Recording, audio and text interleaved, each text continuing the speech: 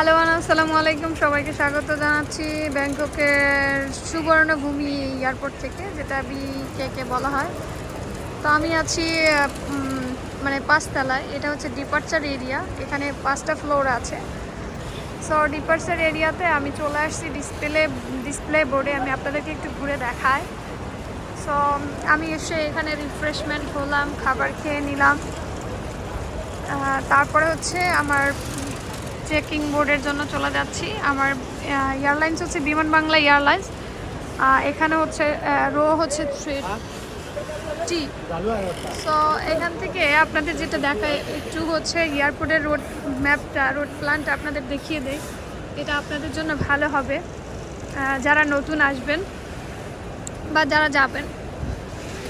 Basically এটা হচ্ছে terminal guideline 4। এখান থেকে আপনার হচ্ছে ডিপার্চার 3তে হচ্ছে শপ, রেস্টুরেন্ট, এবং এখানে কিন্তু মুসলিম প্রেয়ার রুমও আছে। এখানে ছেলে মেয়েদের আলাদা প্রেয়ার রুম আছে, আপনারা এখান থেকে রিফ্রেশ হয়ে নিতে পারবেন। এবং এই ফ্লোরে মোস্ট অফ দ্য রেস্টুরেন্টে হালাল ফুড পাবেন না। আপনি এখান থেকে যেমন এটা হচ্ছে গেট 7, একদম ওই দিকে গেট 10-এ চলে যাবেন।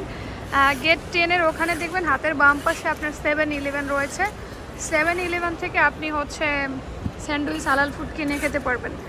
আর এটা হচ্ছে arrival area, public transport level 1, এবং যারা ট্রেনে যাতায়াত করতে চান একদম বিতে চলে যাবেন।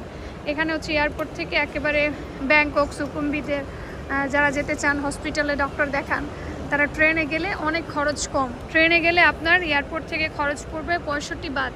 আর যদি আপনি ট্যাক্সি নিয়ে সুকুমবিতে যান, আপনার খরচ পড়বে 400 থেকে 500-র উপরে। সো ট্রেনটাই যাতায়াত করা, এবং বাস আরও বেশি খরচ কম। সো এইদিকে একটু ঘুরিয়ে আপনাদের দেখাই। এখানে মূর্তিগুলো একটু স্পেশাল ছিল। আমি এখন আস্তে আস্তে আমার লাগেজ এরিয়াতে চলে যাচ্ছি। একটা ভাইয়া হচ্ছে আমাকে বলেছিলেন, যেহেতু আমি সবসময় গাইড করি যে কম খরচে, একটা বিষয় বলি। দেখেন, আমি একা বিদেশ থেকে, একজন মেয়ে হিসেবে আমার কাছে এতগুলো ব্যাগ, এগুলো কিন্তু আমি বিদেশ থেকে নিয়ে যেতে পারি, কিন্তু আমার দেশে গিয়ে আমি আর এই লাগেজটা নিতে পারি না। এই কারণ এই দেশে দেখেন, মেইন রোড থেকে আপনি ট্রলি ব্যবহার করে এখানে চলে আসতে পারবেন। আর আমাদের দেশের কি অবস্থা, একটা ট্রলি এয়ারপোর্ট থেকে মেইন রোড পর্যন্ত নেওয়া যায় না, বা মেইন রোড থেকে এয়ারপোর্ট পর্যন্ত আসা যায় না, হয়তো বা গাড়ি নিয়ে আসা লাগে। কিন্তু সাধারণভাবে মানুষের, আমি মনে করি আমাদের দেশে মেইন রোড পর্যন্ত ট্রলি ফ্যাসিলিটিটা থাকা উচিত, আর সেখানে ইনসাইটই পাওয়া যায় না। ব্যাংকক কিন্তু অনেক বেশি অত্যাধুনিক। এইখানে দেখেন, এখানে হচ্ছে আপনি নিজের অনবোর্ডিং নিজেই করবেন, নিজের বোর্ডিং পাস, ব্যাগ চেকিং আপনি এখানে দিয়ে দিবেন নিজে অনলাইনে। এটা আমি জাপানেও দেখেছি, সিঙ্গাপুরেও দেখেছি, কতটা অত্যাধুনিক তারা। সব একটা দেশ কতটা এগিয়ে যায়, তাদের মানে ভালো কাজগুলো স্বীকার করাটাই আমি মনে করি ভালো। আমি ফেসবুকে একটা পোস্ট দিয়েছিলাম যে কম খরচে কিভাবে ব্যাংককে ঘুরবেন, তখন একটা ভাইয়া বলেছিলেন যে ঘুরতে গিয়ে আবার কম খরচের কি না। আমি এটা আপনার সাথে একমত না। প্রথমত আমরা বাঙালি, বাংলাদেশে হয়তো বা আমরা মিডল ক্লাস, কিন্তু ইন্টারন্যাশনালি আমাদের আসলে মিডল ক্লাস মানে বাংলাদেশকে গরিব দেশই ধরা হয়, ঠিক আছে? সো আপনি যখন বাংলাদেশের টাকাগুলো এখানে এসে খরচ করবেন, আপনার যদি লিগ্যাল ইনকাম হয়ে থাকে, টাকাগুলো পানির মতো চলে যায় আমি মনে করি। জানি না, সবাই দ্বিমত পোষণ করতে পারেন। আর হালাল ইনকামের টাকা যখন পানির মতো চলে যায়, অনেক কষ্ট হবে আপনার উদ্দেশ্য যদি ভালো থাকে, তো সেই ক্ষেত্রে আপনার টাকা থাকলে ওয়েলকাম। বাট আমি গাইড করছি, আমি সবার উদ্দেশ্যেই গাইড করছি যে কিভাবে কম খরচে যাতায়াত, মানে ট্রাভেল খরচটা কমানো যায়। সো এটাই আর কি বলার চেষ্টা করি। আমি কমানোর জন্য আমি আমার এয়ার টিকিট নিজে করি, নিজের হোটেল বুকিং নিজে করি, আমি কার উপরে ডিপেন্ড করি না। কিভাবে ঘুরবো, কোথায় ট্যুর প্ল্যান করব, সেগুলো নিজে করি। সেই প্রত্যেকটা এক্সপিরিয়েন্স সাথে সাথে আপনাদের শেয়ার করি, কারণ এত কিছু মনে থাকবে না, কারণ জীবন শর্ট। তো যাই হোক, এখানকার ব্যবস্থাপনা খুবই সুন্দর।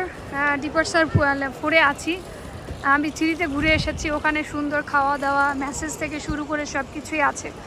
আর এয়ারপোর্টে র্যাপিং ব্যবস্থা আছে। এয়ারপোর্টে এখানে র্যাপিং খুবই কস্টলি, 250 বাট। আমি আমার হ্যাঁ, লাগেজটা বাইরে থেকে করে নিয়ে আসছিলাম 100 বাতের মধ্যে। সো মোটামুটি আপনাদেরকে এয়ারপোর্ট ইনফরমেশন দিয়ে দিয়েছি। আরও বেশি কিছু জানার থাকলে কমেন্ট করবেন। যারা যেখান থেকে ভিডিওটা দেখেন, আমার চ্যানেলটা সাবস্ক্রাইব করে পাশে থাকবেন। যদি আমার আরেকটি বিজনেস চ্যানেল রয়েছে, 2টা চ্যানেল ইউটিউবে আমার, ফেসবুক একটি এবং একটি ওয়েবসাইট। সো ধন্যবাদ। কেমন লাগছে ভিডিওটা জানাবেন। আর আমার মনে হচ্ছে যে ইউরোপিয়ানরা প্রচুর এখানে আসে, আসার পরে হচ্ছে প্রচুর ট্যুর করে ব্যাংকক। তাদের জন্য তো আসলে তারা ডলারটা এখানে ভাঙাইলে অনেক টাকা পায়, তাদের জন্য এখানে টাকাটা পানির মতো খরচ করা গায়ে বাজে না। First one. সেকেন্ড ওয়ান হচ্ছে আপনার, আমার শাড়ি হচ্ছে টিইউ, রো হচ্ছে টিইউ আমি চলে আসছি। কিন্তু দেখলাম যে এয়ারপোর্টে অনেক লোক আছে ব্যাংককে, যেহেতু মিডল ইস্টের দিকে যুদ্ধ চলছে, দ্যাটস ওয়াই হচ্ছে অনেকেই আপনার ইউরোপের দিকে, মানে ইউরোপ আমেরিকা থেকে হয়তো বা তারা মিডল ইস্টে আসতেছে না, ট্যুরিস্ট কমে, দুবাইতে অনেক কমে গিয়েছে। এখন দেখতেছি যে সবাই এই ব্যাংককে খুব বেশি ট্যুরিস্ট। সো ব্যাংককটা ভালো লাগে, আসলেই ভালো লাগে। বাট যারা আর কি আমরা মুসলিম কালচার মেনটেন করি, 100% মেনটেন করার চেষ্টা করি বা যাই করি, তাদের জন্য এটা ভালো লাগবে না। বাট আমি আসছি কাজের পারপাসে, আমি সকাল সন্ধ্যা কাজ করে চলে যাচ্ছি। সবার উদ্দেশ্য সমান না। আমার এটা 4র্থবার। আল্লাহ পাক ব্যাংককের মাটিতে আমাকে 4বারের মতো আসার তৌফিক দিয়েছে। জানি না এরপরে আর কতবার আসতে পারবো। তো আমি সবসময় চেষ্টা করি ইনস্ট্যান্ট যা কিছু আপনাদের জন্য বেনিফিট, যেটা আমার জন্য বেনিফিট, আমি মনে করি সেটা আপনাদের জন্য বেনিফিট হবে, as a human being, as a Muslim, as a Bengali people. So এই জন্য হচ্ছে আমি বলি ইনফরমেশনগুলো। ধন্যবাদ, ভালো থাকবেন, শুভকামনা রইল।